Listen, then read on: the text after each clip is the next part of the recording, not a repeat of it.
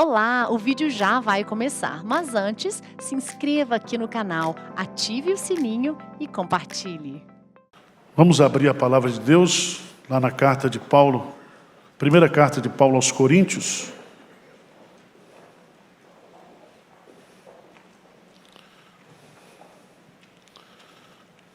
A partir do versículo 23.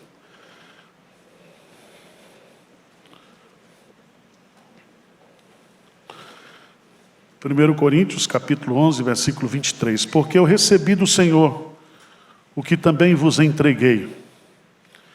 Que o Senhor Jesus, na noite em que foi traído, tomou o pão e, tendo dado graças, o partiu e disse: isto é o meu corpo, que é dado por vós.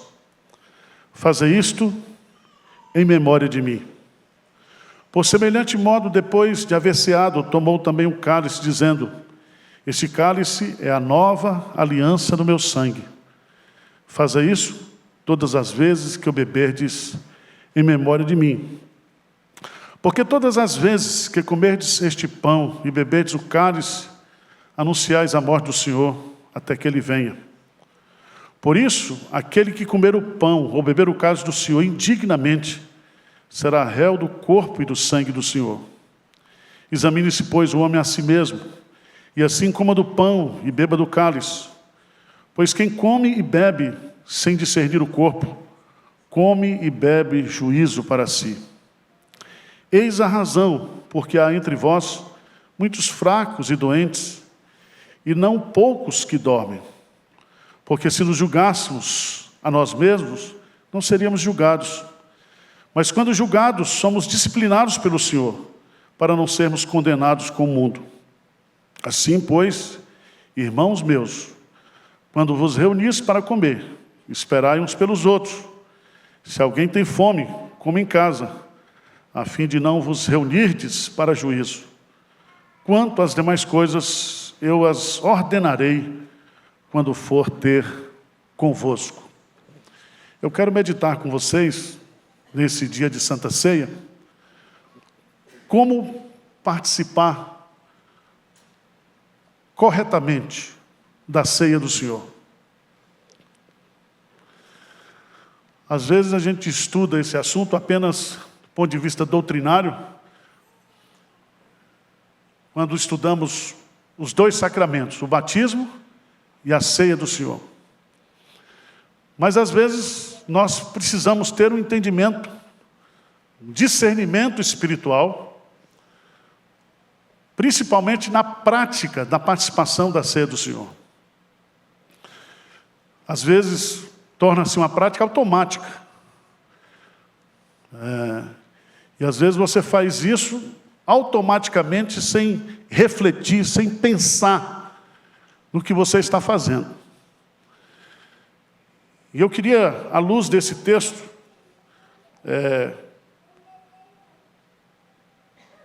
dar uma orientação sobre como participar corretamente da ceia do Senhor.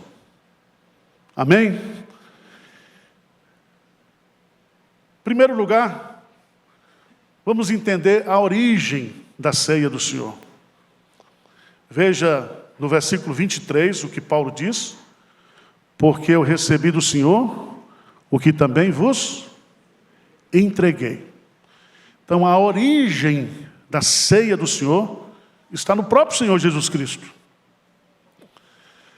Na noite em que ele foi traído, primeiro, ele com seus discípulos, que eram judeus, lá no cenáculo, eles participaram da Páscoa, celebração da Páscoa, comemoração da saída do Egito. Todo judeu fazia isso. Dos vários elementos que existiam na ceia pascal, o Senhor escolhe apenas dois elementos. Ele escolhe o pão e escolhe o vinho. E Paulo diz claramente aqui: porque eu recebi do Senhor. Se foi por revelação, se foi por instrução apostólica, se foi por inspiração do Espírito Santo, Paulo está mostrando aqui que aquilo que ele está passando para nós, quanto à ceia, ele recebeu do Senhor. É muito interessante você observar que a origem é do Senhor. Em segundo lugar, a ocasião em que foi instituído, na noite em que foi traído. Se você quer voltar um pouquinho lá, nós já lemos esse texto pela manhã, Mateus, capítulo 26, Mateus, capítulo 26, versículo 26 em diante, você observa que os discípulos preparam a Páscoa, o traidor é indicado, e no versículo 26, enquanto comiam o quê? Eles tinham lá o bode assado, eles tinham as ervas amargas, eles tinham o pão, eles tinham o vinho. Então, enquanto eles comiam a ceia pascal, Jesus então toma, foi ele que tomou, um pão. A seguir tomou um cálice e deu aos discípulos. Então aqui é a ocasião justamente da noite em que foi traído, a caminho da cruz, a caminho do Getsêmani, ele então estabelece a Páscoa. Então você tem a origem, você tem a ocasião. Você tem os elementos. Quais são os elementos? Pão e o vinho. Pão e o vinho. E o que o pão e o vinho simbolizam? Simbolizam justamente o seu corpo. O seu corpo.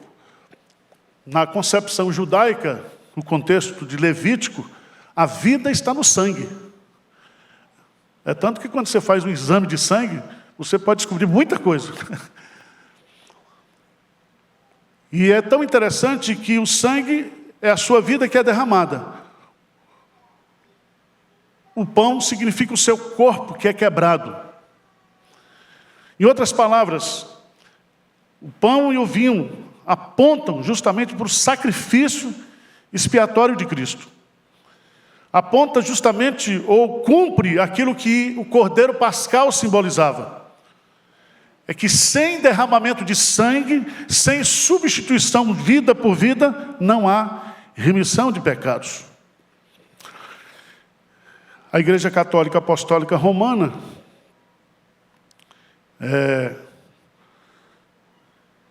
criou uma teoria de que quando você pega o pão e o vinho, existe um processo de transubstanciação. Ou seja, aquilo ali se torna de fato o corpo de Cristo. Quem veio da Igreja Católica sabe que o padre fica com o melhor, que é o vinho, e dá a hóstia para você. E a hóstia você não pode mastigar, porque a hóstia se transformou no corpo de Cristo. Mas não é isso que Jesus está falando. Jesus não está falando que houve aqui uma transubstanciação, ou uma consubstanciação, mas são símbolos. Por isso que ele fala, se alguém tem fome, que come em casa. Você não vai encher a barriga agora com a Santa Ceia. A Santa Ceia é uma cerimônia simbólica. Simbólica. O pão e o vinho são os elementos que simbolizam o sacrifício de Jesus Cristo. É muito interessante nós entendermos não somente a origem, a ocasião, os elementos, mas o significado. O significado. E o primeiro significado está no versículo 24. E tendo dado graças. Então preste atenção. Quando nós celebramos o sacramento da ceia do Senhor, nós estamos celebrando o quê? Gratidão. A palavra dado graças é o verbo eucaristel, que dá origem à palavra eucaristia, que significa agradecimento. gratidão. Gratidão. Então, você sabe que no contexto bíblico, todas as vezes que há libertação, todas as vezes que há salvação, a salvação, ela tem como consequência o louvor, a gratidão, o reconhecimento. Então, os romanos acusaram os cristãos da época de canibais, porque eles entendiam que essa cerimônia era uma cerimônia que estava se comendo realmente o corpo e o sangue de Jesus. Mas não é. Então, ao celebrarmos esse sacramento, nós precisamos entender que esse sacramento não é um sacramento funerário, não é um sacramento de dor, não é um sacramento de luto, mas é um sacramento de gratidão. Gratidão. E se você observar bem, quem diz isso é o próprio Jesus. É Ele que dá graça. É Ele que vai morrer. É Ele que vai subir a cruz. E Ele dá graças. E se eu e você, nós estamos aqui hoje, salvos pela obra de Cristo, o primeiro sentimento ao participar da ceia do Senhor é gratidão. Gratidão. Mas em segundo lugar, quando você fala do significado da ceia do Senhor, ele diz assim: fazer isto em memória de mim. Então a ceia é um sacramento de gratidão. Segundo, é um sacramento memorial. Memorial. O que é memorial? Significa trazer a lembrança. Irmãos, esse sacramento não pode ser praticado pelos animais, pelas outras espécies da natureza. Só pode ser praticada pela igreja. Porque somente a espécie humana tem memória. Tem memória. Trazer a memória aqui significa relembrar. Nós estamos distantes há mais de 2000 anos que Cristo morreu, mas nós estamos trazendo a nossa memória agora cedo, relembrando o que Ele fez por nós. Há 2000 anos atrás, lá em Israel, lá em Jerusalém, fora dos muros, e nós estamos aqui em São Paulo no ano de 2022, nos relembrando, trazendo à nossa memória aquilo que pode nos dar o quê? Esperança. E é tão interessante que nós devemos fazer isso em memória de Cristo. Sabe por quê?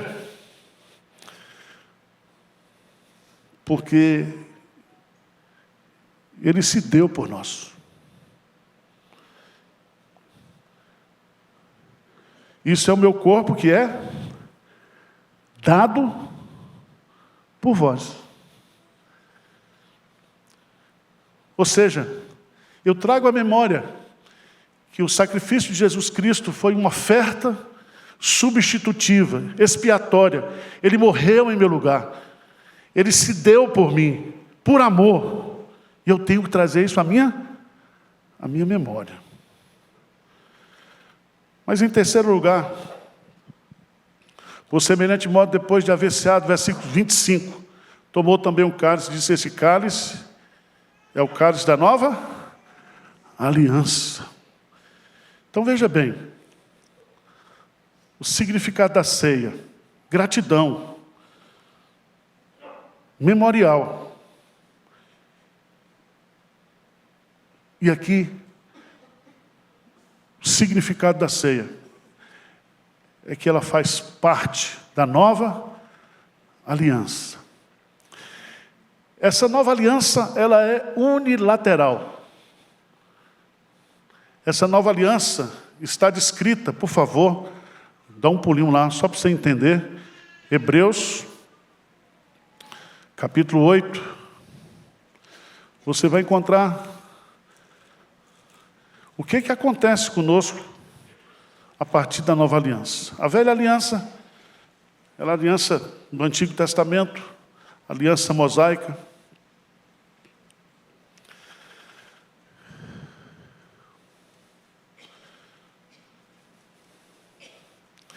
Versículo 8, e de fato, repreendendo, diz: eis aí vem dias, diz o Senhor, que firmarei a nova aliança com a casa de Israel e com a casa de Judá.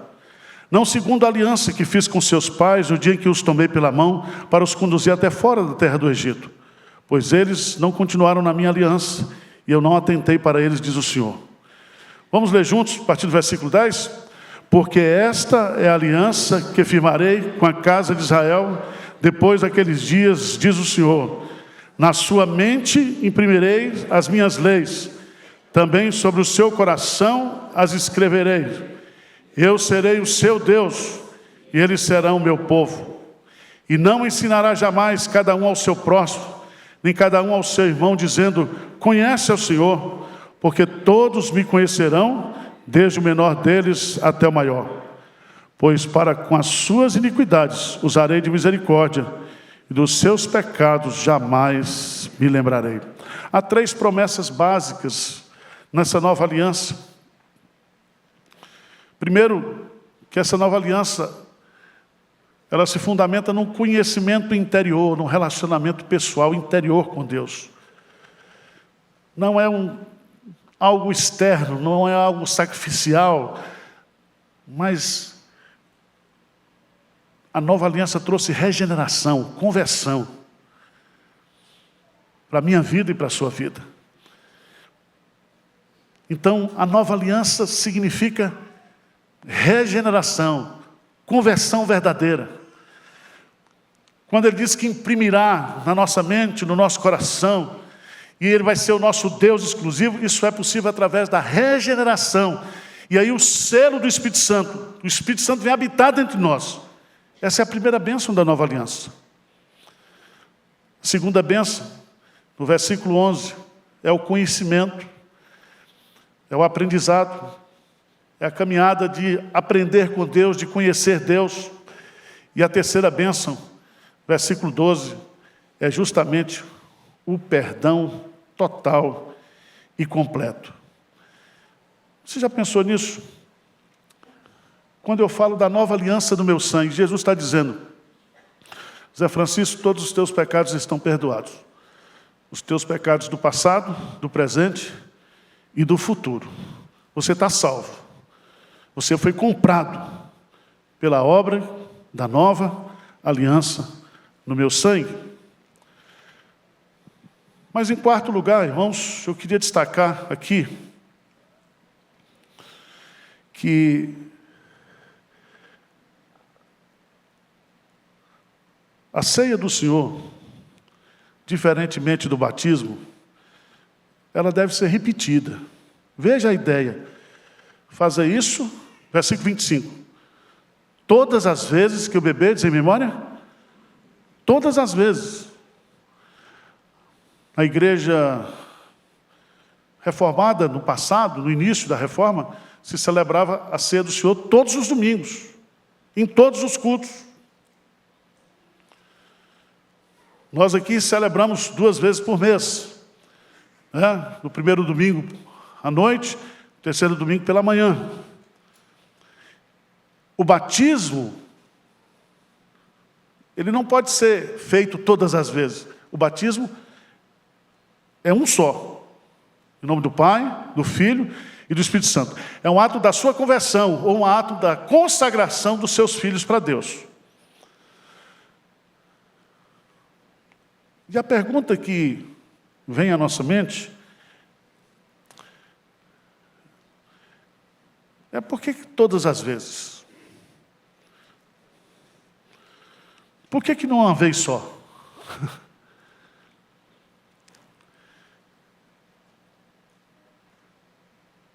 E aqui eu queria que você entendesse que todas as vezes que nós comemos o pão e bebemos o cálice, nós nos identificamos como povo de Deus, como igreja de Deus. Numa linguagem, seria mais ou menos como se você fizesse um processo de reatualização da sua salvação e de quem você é. Por isso que ele vai, no versículo 28, diz assim: examine-se, pois, o homem a si mesmo, e assim coma do pão e beba do cálice. Então, a Santa Ceia, ela é repetida, porque é um momento que eu e você, nós vamos nos auto-examinar. Você não vai examinar o outro, você vai examinar a si mesmo, a sua vida, seu relacionamento com Deus. Você vai examinar a sua vida para saber, será que eu sou crente mesmo? Será que eu estou dando testemunho? Será que eu estou vivendo como igreja? Será que, de fato, eu estou andando nos caminhos do Senhor? Mas ele diz: examine-se e coma. Tem diz, pastor, eu não vou participar da Santa Ceia não, porque eu estou com os pecados aqui. Não, meu irmão, você não entendeu. A Santa Ceia é justamente para você pedir perdão pelos seus pecados. Você pedir a Deus misericórdia, que o sangue de Jesus Cristo nos purifique de todo pecado. Há outro ponto que eu acho muito interessante aqui, é que você pode participar da ceia indignamente. O que significa isso? Indignamente significa que quando você participa de alguma coisa que você não é. Indignamente significa, não que você é um crente pecador e vai deixar de participar, é que essa cerimônia não é para os descrentes. Por isso que Calvino, lá em Genebra, na Reforma, ele proibiu que aquelas pessoas mundanas, a Santa Ceia, todo mundo chegava, participava, ele disse, não pode ser assim. A ceia é para a igreja, para os crentes.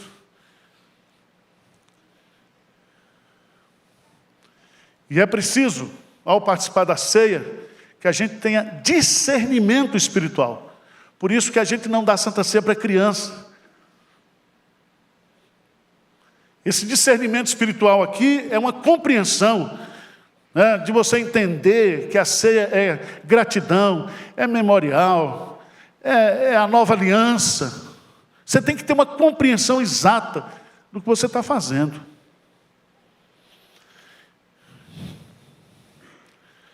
E aqui tem uma coisa: quem come e bebe sem discernir o corpo, come e bebe juízo para si. E Paulo vai dizer uma coisa aqui, que se fosse eu que dissesse, eu estava lascado, um assédio moral, espiritual, não sei o quê. Ele diz assim: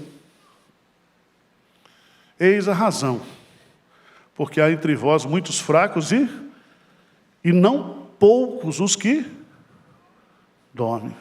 Veja a seriedade da ceia do Senhor. Ou seja, o que Paulo está dizendo aqui é que muita gente adoece e muita gente é levada antecipadamente ou por Deus por participar o quê? Indignamente da ceia. Porque come e bebe, juízo para si. Graças a Deus, porque quando julgados somos o quê? Disciplinados. Não somos condenados, somos o quê? Disciplinados. E Deus ama, Deus disciplina quem? A quem ama. Então a morte de um crente pode ser uma disciplina. Pode ser uma disciplina. E eu fico fazendo oração: Senhor, me erra, por favor. Ou então, produz quebrantamento no meu coração. Eu não quero participar. Nós não podemos, irmãos, banalizar aquilo que é sagrado. Aquilo que Deus trata sério. Nós não podemos. Então, curve a sua cabeça, feche os seus olhos aí. Examine-se o homem a si mesmo.